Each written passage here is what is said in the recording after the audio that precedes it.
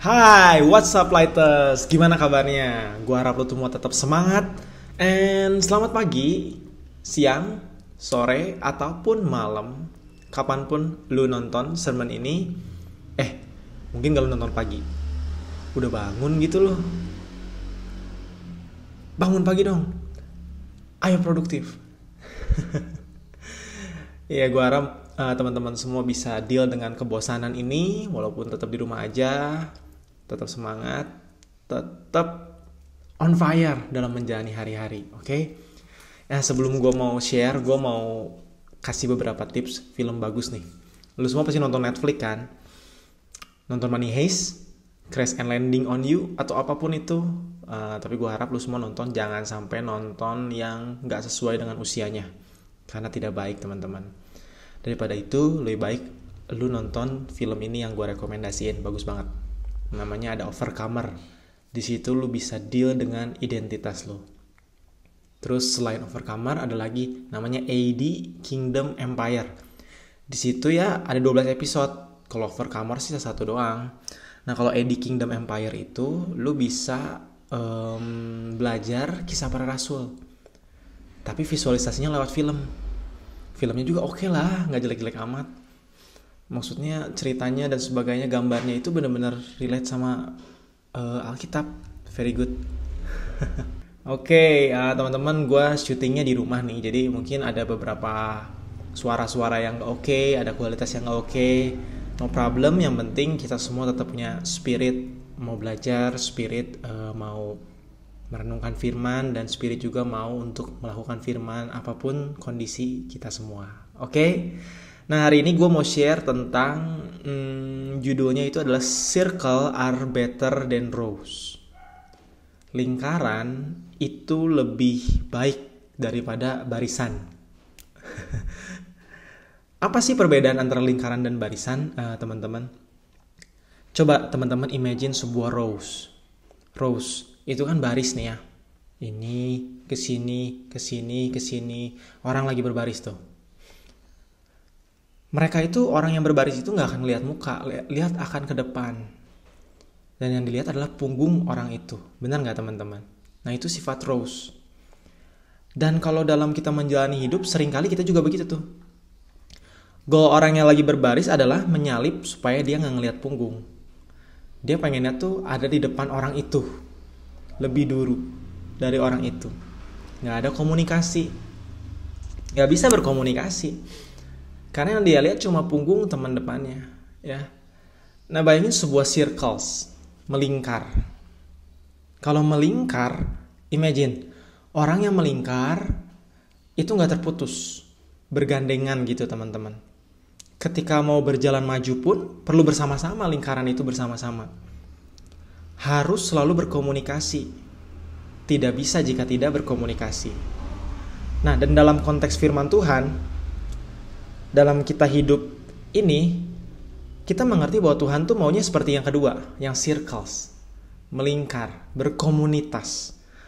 Bukan sendiri kayak bentuk rows tadi gitu. Yang penting gue lebih dulu dari dia. Gue pengen lewatin nih orang. Gue gak suka lihat punggung orang ini. Gue pengen lewatin. Gue pengen lebih dulu dari dia. Makanya di sini gue bilang circle are better than rows.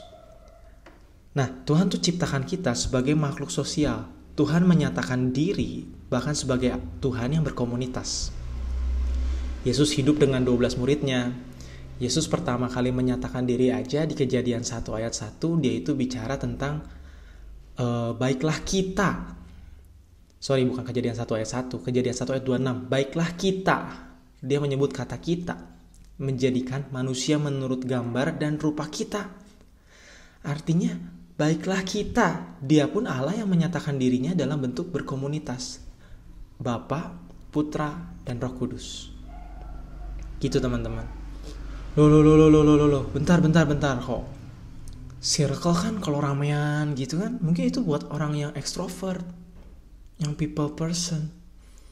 Extrovert, introvert. Zaman sekarang ini sering kali dibahas. Lah gue sukanya di rumah, gue mah introvert, gue sendirian aja. Kalau rows itu kayaknya buat orang yang introvert deh, bukan yang people oriented. Itu orang yang task oriented, yang lurus, Yang penting gue tujuannya tercapai. Orang introvert kan gitu. Nah, menurut gue firman Tuhan ini berlaku bukan hanya untuk orang ekstrovert, orang people, orang yang suka banyakan, orang yang bisa ngobrol. Tapi this truth is valid for extrovert and also for introvert. Di situ Tuhan menyatakan bahwa Tuhan adalah Tuhan yang berkomunitas dan tidak ada dalam kasus ini khusus orang ekstrovert, dalam kasus ini orang introvert tidak perlu melakukannya, tidak ada, guys. Jadi maupun ekstrovert ataupun introvert, lu tetap harus melakukannya karena ini adalah firman Tuhan. Bahkan Allah menyatakan diri lewat bentuk berkomunitas. And ini ada beberapa teman gue yang ekstrovert, tapi dia juga bisa aja kok ngerasa sendiri. Karena bukan berarti emang dia bisa ngobrol, dia jago ngobrol dan sebagainya, tapi lebih dari itu teman-teman. Ini tentang bagaimana dia membuka dirinya. Bagaimana dia membuka dirinya. So kalau ini tentang bagaimana kita membuka diri, berarti ini bukan berarti kondisi fisik kita teman-teman. Ini gak ada hubungannya dengan keberadaan fisik kita. Dalam kebenaran firman Tuhan, ini bukan keberadaan fisik. Karena Tuhan selalu melihat keberadaan hati kita. Make sure hati kita mau berbagi. Gak mau sendiri doang. Mau berbagi, mau share, mau ceritain. Dan sadar gak sih emang kita tuh gak bisa sendirian teman-teman. Kenapa sih kita harus berkomunitas? Bahkan kita lihat Salomo, Raja Salomo itu raja paling bijaksana teman-teman. Raja paling berhikmat. Bahkan di firman Tuhan berkata tidak ada orang yang lebih berhikmat daripada Salomo, raja-raja ke depan pada zaman Salomo. Kita buka yuk di Pengkhotbah 4 ayat 9-12. Tulisannya seperti ini. Berdua lebih baik daripada seorang diri. Pasti langsung mikir berduanya dalam arti berpasangan. No. Tapi lebih dari sisi ini adalah sendiri itu mematikan teman-teman. Karena mereka menerima upah yang baik dalam jeripaya mereka. Karena kalau mereka jatuh, yang seorang mengangkat temannya. Tetapi orang yang jatuh yang tidak mempunyai orang lain untuk mengangkatnya. Juga kalau orang tidur berdua, mereka menjadi panas. Nah ini hati-hati, bukan maksudnya itu ya. Tapi bagaimana seorang saja dapat menjadi panas? Bila mana seorang dapat dikalahkan, dua orang akan dapat bertahan. Tali 3 lembar tak mudah diputuskan. Artinya teman-teman, hidup ini kita gak bisa sendiri. Kalau lu berdua, ketika lu jatuh, ada yang angkat lu. Kalau lu bertiga, lu lebih kuat. Tidak mudah diputuskan. So artinya adalah, kita tuh perlu sehati teman-teman. The power of community bisa dialami jika kita sehati. Artinya apa sih sehati itu? Sehati itu gini teman-teman. Kita tuh punya Christ Center Community. Hati komunitas kita itu semuanya mengarah kepada Tuhan. Saat itu apa sih? Sudut pandang kita, point of view kita terhadap kehidupan ini sama. Lighters Community kita ini loh. Yang setiap hari Minggu tetap ada nih, walaupun bentuknya online tapi tetap ada. Karena kita mengerti itu bukan berarti tentang keberadaan fisik. Walaupun kita melihat secara virtual, kita tetap mau melakukannya. Hidup untuk Tuhan. Sehati artinya apa sih? Hati kita sama-sama tertuju pada kebenaran firman. Sehati artinya apa sih? Menghormati Tuhan sama-sama. Kejar Tuhan sama-sama. Bukan kejar, yang penting gue salib orang di depan. Enggak. Circle barengan sama-sama menuju ke arah Tuhan. Grow in Christ sama-sama. Lihat cerita di Alkitab deh. Banyak kasih Kristus itu menjadi alasan untuk sehati. Bahwa ia juga seorang murid. Dulu Saulus tuh seorang murid teman-teman. Maksudnya dulu Saulus itu adalah pembunuh murid Yesus. Ya, dia setelah itu menjadi seorang murid. Tapi Saulus itu adalah pembunuh murid Yesus di awal. Kisah Rasul mencatat bahwa Saulus itu sangat berkobar-kobar untuk membunuh Yesus. Murid Yesus maksudnya. Dan Saulus mengalami mujizat. Dia ketemu Tuhan dalam bentuk cahaya dan mencoba menggabungkan diri setelah dia bertemu Tuhan dengan murid-murid yang lain. Nah, kita baca ayatnya di Kisah Rasul 9 ayat 26-27. Setibanya di Yerusalem, Saulus mencoba menggabungkan diri kepada murid-murid, tetapi semuanya takut kepadanya Karena mereka tidak dapat percaya bahwa ia juga seorang murid. Nah, menariknya di sini adalah untuk sehati ternyata nggak mudah, teman-teman. Padahal Saulus, yes, dia adalah dulunya seorang pembunuh murid Yesus. Dia pembunuh murid Yesus, namun dia bertobat nih. Dan setelah dia bertobat, ternyata nggak mudah untuk menggabungkan diri kepada murid-murid yang ada. Di sini gue pengen bahas bahwa kita tuh sering banget sih untuk hidup itu pengennya sama yang cocok, nggak mau deh gabung sama yang lain, maunya sama yang cocok terus. Nah di situ menariknya ada seorang yang bernama Barnabas. Barnabas ini yang mau menerima Saulus. Kita lanjut ya. Tetapi Barnabas menerima dia dan membawanya kepada rasul-rasul dan menceritakan kepada mereka bagaimana Saulus melihat Tuhan di tengah jalan dan bahwa Tuhan berbicara dengan dia, dan bagaimana keberanian mengajar di Damsyik dalam nama Yesus. Jadi seorang Barnabas yang menerima, yang bisa membantu menyatukan. Dalam proses untuk menjadi sehati pun perlu ada orang yang mau mengusahakannya, teman-teman. Yes, kita semua anggap deh oke lah kok mau join komunitas. Tapi setelah itu bukan hanya join, ayo sehati yuk, bangun kesatuan hati yuk. Karena the power of community bisa dialami kalau kita sehati, teman-teman. So apa yang perlu kita belajar? Kita belajar nilai namanya acceptance. Kenapa sih kita seringkali susah menerima seperti Barnabas? Yes, kita punya standar pertemanan wajar. Sometimes kita merasa lebih daripada orang lain. Ya dia mah gak cocok lah masuk kelompok gue. Pertemanan gue ini khusus teman-teman yang cool, khusus teman-teman yang populer, khusus teman-teman yang udah ngerti main game ini. Bahkan di game ini levelnya harus di sini. Kita sering gak sih kondisinya itu seperti itu? Dan bayangkan betapa orang itu banyak yang mau sebenarnya join community, tapi kita gak punya sifat ini, acceptance ini, teman-teman. Kita merasa komunitas ini untuk khusus orang-orang yang berprestasi. Stop, teman-teman. Ayo. Semua orang punya panggilan yang sama untuk berkomunitas. Di bulan ini kita terus bahas berkomunitas karena ini penting sekali, teman-teman. Jangan seperti ini. Untuk kalangan sendiri. Cuman untuk kalangan sendiri aja deh.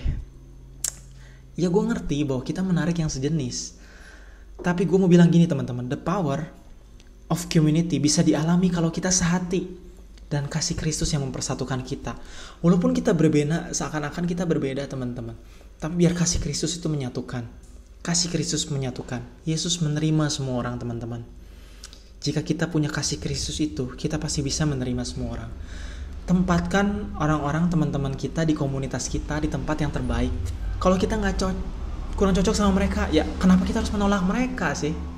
Tetap terima mereka lah. Mereka tetap bisa mengambil bagian yang terbaik di komunitas. Gak semuanya harus sama, teman-teman. Kalau ada konflik gimana? Kalau gak cocok gimana? Ya sama yang sejenis aja kita tetap ngalamin gak cocok loh. Konflik itu bukan berarti selalu jelek, teman-teman. Konflik itu bisa menjatuhkan, tapi bisa membangun juga tuh, teman-teman. Cek lagi, dasarnya harus kasih Kristus. Kasih Kristus itu sanggup menerima semua, teman-teman. Karena kita berkomunitas ini bukan berarti supaya seru-seruan doang loh. Justru kalau dasar firmannya di komunitas ini bahkan bisa menajamkan kita. Ketika ada yang gak cocok nih, yang menurut kita extra grace required. Aduh, orang ini membutuhkan kasih karunia lebih deh di komunitas. Setiap kali dia datang tuh rasanya ya ngebuat kita tuh gak nyaman. Gue langsung latihan kesabaran, latihan pengampunan. Hehe, jangan salah. Orang ketemu lu juga mungkin begitu loh. Sometimes mungkin lu yang membutuhkan banyak kasih karunia. Orang ketemu lu juga sometimes ngerasa, ketemu dia lagi. Jangan ngerasa diri lebih dari orang lain, teman-teman. Jangan ngerasa diri lebih dari orang lain. Firman Tuhan berkata di Amsal 27 ayat 17, besi menajamkan besi, orang menajamkan sesamanya. Justru konflik, ketidakcocokan, perbedaan, kalau kita bisa tetap bersatu dalam komunitas, teman-teman, itu bisa menajamkan kita. Besi kalau menajamkan besi, maka besi itu akan semakin runcing dan akan semakin kuat. Yes, konflik, ketidakcocokan, perbedaan. Yang satu suka nontonnya ini, yang satu suka nontonnya ini. Itu bisa menguatkan kita teman-teman. Kalau kita bisa sama-sama menajamkan. Perbedaan bisa membuat kita semakin tajam. Satu kuncinya, jangan berhenti. Ayo tetap berkomunitas. Sharpening. Dalam circle itu pasti menajamkan teman-teman. Imagine sebuah circle. Dan dengan gini kan, kita pasti ngobrol satu dengan yang lainnya tuh. Talk each other. Tuh kan, lu kalau ngomong tuh gak enak. Misalnya, pas lagi ngobrol, lu tuh kalau ngomong gak enak. Nancep gitu, gak nyambung. Bahasa lu tuh kadang gak nyambung. Tapi kita kalau mau maju, circle ini harus barengan kan. Bayangin, ya gak sih? Tuh kan lu tuh gak dengerin gua. Tuh kan dia mah gak ngajak gua kalau main. Kalau hangout gitu gak ngajak. Tuh, kalau dia post Instagram, dia gak nge-tag gue, yang lain dia tag dong. Perbedaan pendapat, perbedaan behavior, communication, itu justru bisa sharpening kita, bisa menajamkan kita. Pernah gak sih lu dalam kelompok yang semuanya sama semua? Itu pun lu gak akan happy loh. Contoh satu kelompok, yes, lu mau ngomong apa? Yes, iya sama, setuju, semua sama setuju. Gue gak yakin itu kelompok yang baik buat lu. Itu kelompok pasti pakai topeng tuh. Yang penting semua happy. Lu gak akan bertumbuh dalam komunitas kalau lu ngomong semuanya di yes, yes, yes, yes. No teman-teman. If you are more resistant dalam sebuah circle yang berbeda, then you will be sharper. Kalau Anda lebih tahan aja dalam sebuah circle, jangan kabur, Anda akan lebih tajam. Kita bertumbuh dalam ketidaknyamanan. Zona nyaman atau zona aman justru adalah zona yang tidak aman bagi pertumbuhan kepribadian kalian. Gue ulangi teman-teman, ini bagus banget. Kita bertumbuh itu dalam ketidaknyamanan. Zona nyaman atau aman adalah zona yang tidak aman bagi pertumbuhan kepribadian kalian. Tidak aman bagi pertumbuhan iman kita. Tidak aman bagi ketajaman kita. Dunia kita itu hanya seluas hati kita, teman-teman. Hanya seluas hati kita. Dan dalam komunitas yang berbeda mungkin itu akan memperluas hati kita, teman-teman. Gue mau kasih contoh terakhir nih teman-teman. Gue mau cerita. Gue tuh mimpin home ada di komunitas sejak tahun 2013. Ini tahun ke-7 gue, teman-teman. Dan gue sadar waktu gue mimpin di sana, gue berteman di sana, gak gampang, teman-teman. Tiba-tiba ada yang satu nikung cewek ini, yang ini tiba-tiba musuhan sama si ini, yang ini ngomong gini, gue gak mau datang home kalau ada dia, gue gak mau datang home kalau dia ikut. Gak gampang, teman-teman. Tapi seiring berjalannya waktu, saya semakin ditajamkan menghadapi orang-orang. Dan again, saya semakin menemukan hati Tuhan di sana. Bagaimana Tuhan bisa menerima banyak orang. Yes, perlunya acceptance. Dan acceptance itu sharpening kita. 2 poin ini teman-teman yang harus kita bawa. Yes, hati gue semakin besar ketika bisa menerima hal ini. Dan gue ngerti ke depan akan banyak terus hal yang harus gue sadar. Aduh, Tuhan bawa gue lebih lagi. Dan akhirnya gue semakin mengerti kebenaran, semakin mengerti panggilan Tuhan, semakin mengerti arti apa itu berkomunitas. Ini bukan buat diri kita sendiri, teman-teman. Membuat kita semakin bertumbuh ke arah Tuhan. So, circle are better than row. Hidup berkomunitas, gue review teman-teman ya, akan membuat kita besar hati. Karena kita dilatih untuk menerima seperti Kristus menerima.